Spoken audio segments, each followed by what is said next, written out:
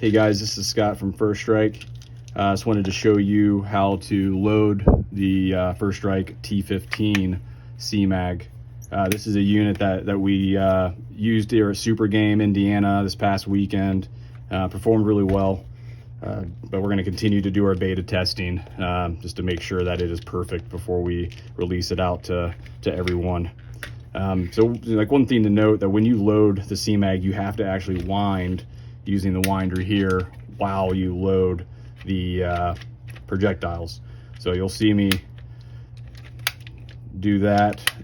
We have a plunger here which you use to help the process. So what I like to do is I like to wind and push at the same time, and then load another 4 or 5 rounds, and then rinse and repeat. You know, I do think I've seen some of you guys and girls print out 3D print adapters to put a force feed loader on top of T15 mags. You could do that for this as well, and that would help the process. You would just turn on the loader and then wind it at the same time, so that'd be pretty cool. You know, the only disadvantage is, you know, you can't do that with shaped projectiles, because obviously they're not going to fit in a force feed loader.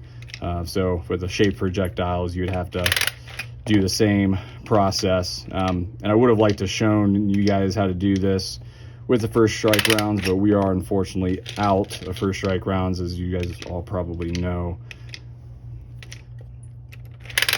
I can assure you we're gonna come up with a better way to load these. And ideally, we'll release the files to be 3D printed by everyone, or actually mold up the loading tool. We're sending out a few more units to be beta tested in various parts of the country, like Southern California. Send some to Canada.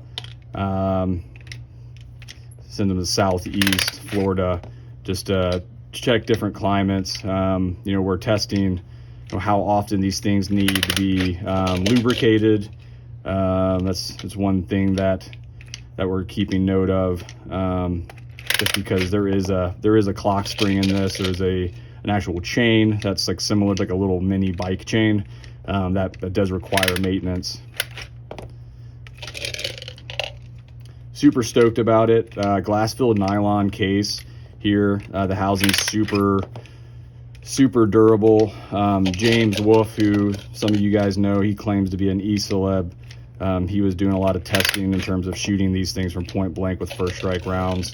And you know, they're super durable. We're excited to release these and have everyone enjoy this soon. One thing to note, we have a little actuations button here, which will actually, if you jam a projectile, you can self-actuate. We have you know, the T15 will actuate it via this little button right here. And then we have another version that actually actuates via blowback, which is used for our VKS, our less lethal launcher, which means we'll be able to make a tower for other launchers in the future, or other paintball markers in the future, but no plans for right now. I hope you enjoyed this video, and we'll talk to you soon.